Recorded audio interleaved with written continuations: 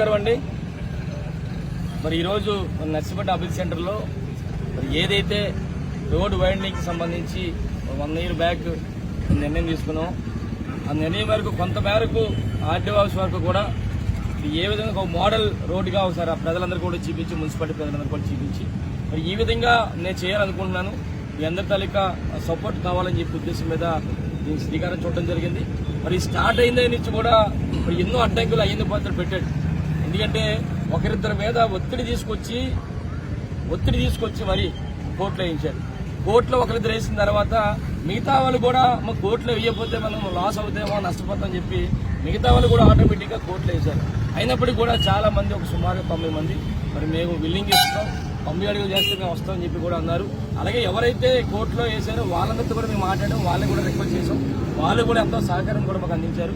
అయినప్పుడు కూడా ఈరోజు ఈ 1 yearలో అయ్యన్న పద్ధతులు ఎన్నో అడ్డంకులు, కంప్లైంట్లు ఇవ్వడం కానీ, రోడ్డు బాగాలేదని కానీ, ఏదైనా ఈ రోడ్డు అవ్వకూడదని ఒక సంకల్పంతో అయ్యన్న పద్ధతులు ఉన్నప్పటికీ కూడా ఆ దేవుని దయ వల్ల, నర్సిపేట నియోజకవర్గ ప్రజల దయ వల్ల, ముఖ్యంగా మున్సిపాలిటీ ప్రజలందరూ ఈరోజు బ్రహ్మాండంగా ఈరోజు 100 అడుగుల రోడ్డు బ్రహ్మాండంగా అందరూ కూడా ఎంతో ఆనందపడతారు. ఇదంతా కూడా మరొక 2 రోజుల్లో, 2-3 రోజుల్లో ఇక్కడ గ్రైండర్ కూడా ఏర్పాటు చేస్తాం. అందరూ కూడా అంటే ఒకటే చెప్తాను, అయిన పాత్రుడు ప్రతి 6 నెలలకి కూడా రోడ్డు వైండింగ్ చేస్తారన్నాం. మనందరూ చాలా సార్లు మళ్ళీ ఈ ఎవరైతే వ్యాపారస్తులు అందరూ వెళ్ళడం, ఎన్ని ఆగడం, ఎన్ని కూడా మనకు తెలుసు ఏం జరుగుతుందో గత 10 సంవత్సరాల నుంచి.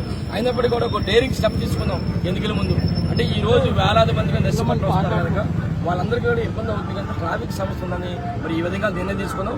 రేపు జరగబోయే ఎన్నికల్లో మళ్ళీ మీ అందరి తాలూకు ఆశలతో మళ్ళీ ఎమ్మెల్యే అయిన తర్వాత మళ్ళీ ఎవరైతే మాకు బిల్లింగ్ ఇచ్చారో వాళ్ళతోని, ఎవరైతే కోర్టుకు వెళ్ళారో వాళ్ళతో కూడా అందరినీ కూడా కూర్చోబెట్టి మళ్ళీ వాళ్ళ తాలూకు సపోర్ట్ తీసుకుని, వాళ్ళ సలహాలు సూచనలు తీసుకుని మరి రేపు రాబోయే రోజుల్లో మళ్ళీ ఈ కార్యక్రమం మంచి విజయవంతం చేయడానికి మేము నిర్ణయం తీసుకున్నాం కనుక దయచేసి ఇక్కడున్న ఈ నర్సీపట్నం మున్సిపాలిటీలో ఉన్న ప్రజలందరినీ కూడా ఒకటి కోరుతున్నాం. ఒక పత్రికా పెద్దలు ఉన్నారు కనుక మీ ద్వారా ఈ మున్సిపాలిటీలో ఉన్న మేధావులు కానీ, అలాగే డాక్టర్లు కానీ, టీచర్లు కానీ, లాయర్లు కానీ, రిటైర్డ్ ఎంప్లాయీస్ కానీ అందరినీ ఒకటే కోరుతానన్నా, మీరు మేము చేస్తున్న అభివృద్ధి చూడండి. మీకు ఈ 5 సంవత్సరాలు 2 సంవత్సరాలు కరోనా అయినప్పుడు కూడా 3 సంవత్సరాల్లో ఎంత బాగా డెవలప్ చేస్తున్నాం. ప్రతి ఇక్కడ వార్డులో కూడా మంచి సిమెంట్ రోడ్లు వేయడం కాకుండా, ముఖ్యంగా ఏదైతే మనకి మన సరస్వతి ప్రెస్ దగ్గర నుంచి వెంకటేశ్వర టెంపుల్ నుంచి 11 వరకు కూడా ఒక ట్యాంక్ బండ్ 6 కోట్ల రూపాయలతో వేయడం కానీ, ఇది చేయడం కానీ, ఇలాగ ఎన్నో కార్యక్రమాలు చేస్తాం.